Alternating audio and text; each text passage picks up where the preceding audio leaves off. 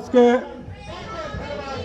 अवसर पर हमारे राष्ट्रीय नेतृत्व के द्वारा आज इस जंतर मंतर पर नई दिल्ली में पूरे देश भर से, देश के कोने कोने से लोकतंत्र सेनानी और लोकतंत्र प्रहरी यहाँ पर एकत्रित हैं। मैं ऐसे मंच पर उपस्थित हम सबके जुझारू और कर्मठ और सक्रिय राष्ट्रीय अध्यक्ष माननीय कैलाश सोनी जी का स्वागत करता हूं, अभिनंदन करता हूं। आप सबसे निवेदन है कि तालियों की गड़गड़ाहट से उनका स्वागत करें। मंचासीन सभी राष्ट्रीय पदाधिकारीगण, विशेषकर दिल्ली की इकाई के हमारे सारे पदाधिकारीगण जिन्होंने और इस प्रकार की पहल की है, उन सब का मैं अभिनंदन करता हूं। आज़ादी की दूसरी लड़ाई के हम वाहक हैं।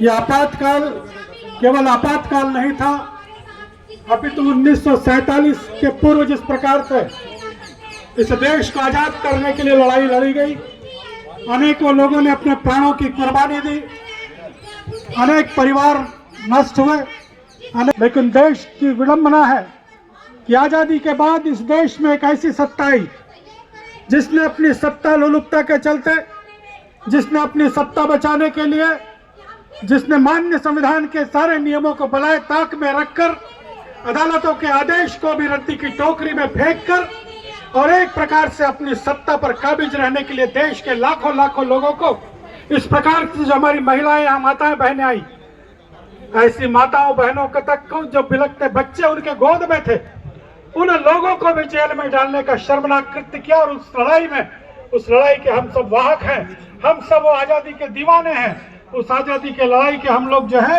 एक साक्षी हैं।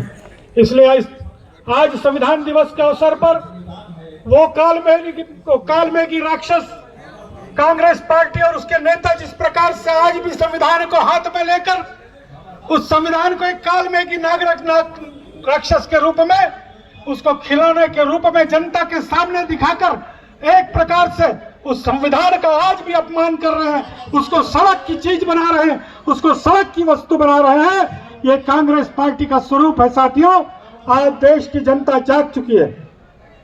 आज देश की राष्ट्रभक्त जनता ये स्थान स्थान पर लोकतंत्र सेनानी परिवारों को देखकर, स्थान स्थान पर लोकतंत्र प्रहरियों के कार्य को देखकर, उनके बलिदान को देखकर आज इस संविधान को की हंसी उड़ाने वाले, इस संविधान को सड़क पर लाने वालों को और करारा तमाचा आज सब दूर मिल रहा है। तो इसके पीछे कोई शक्ति है तो लोकतंत्र सेनानियों की शक्ति है, वो लोकतंत्र प्रहरियों की शक्ति है। हमें जागरूक रहना है, हमें समर्थ रहना है। हम उम्र में भले हमारी उम्र आज हो रही है, लेकिन हमारा वो जज्बा, हमारे अंदर का वो खौलता हुआ खून जो आज़ादी की दूसरी लड़ाई के लिए हमने लड़ा था, वो आज भी हमारे वंशजों में विद्यमान है, आज भी हमारे में विद्यमान है। इसलिए एक बार फिर आज इस दिल्ली के जंतर मंतर पर हम संकल्प लेकर अपने राष्ट्रीय अध्यक्ष जी के माध्यम से जाएं कि जहां जहां पर ये संविधान की हत्या करने वाले लोग हैं उनको हम सबक सिखाएंगे।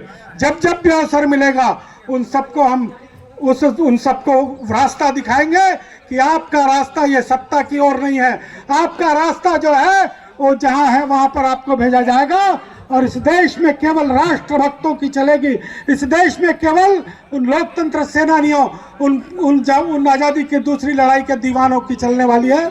इसलिए आज के संविधान दिवस के अवसर पर जिस प्रकार का संकल्प हमने लिया है कि आज केंद्र की सरकार से हमने मांग की है कि उस आयोग का गठन किया जाए जो यातनाएं जिस प्रकार की हम लोगों ने झेली है। मैं स्वयं 18 वर्ष का नौजवान था, मैंने भी आज़ादी के दूसरी लड़ाई में केवल एक नारा तो लगाया था कि इंदिरा तेरी तानाशाही नहीं चलेगी। मैंने क्या अपराध किया था? मैंने किसी की हत्या की थी, मैंने कोई चोरी की थी, मैंने कोई डकैती की थी?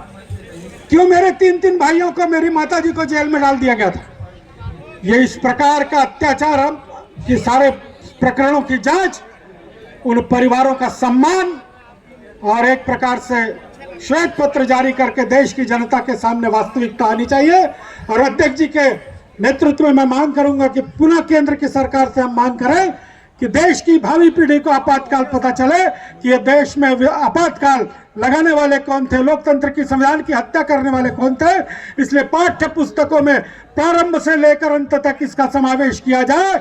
आज के इस मंच के माध्यम से मैं अध्यक्ष जी के नेतृत्व में ये भी मांग करता हूं। धन्यवाद। जय हिंद, जय भारत, जय छत्तीसगढ़।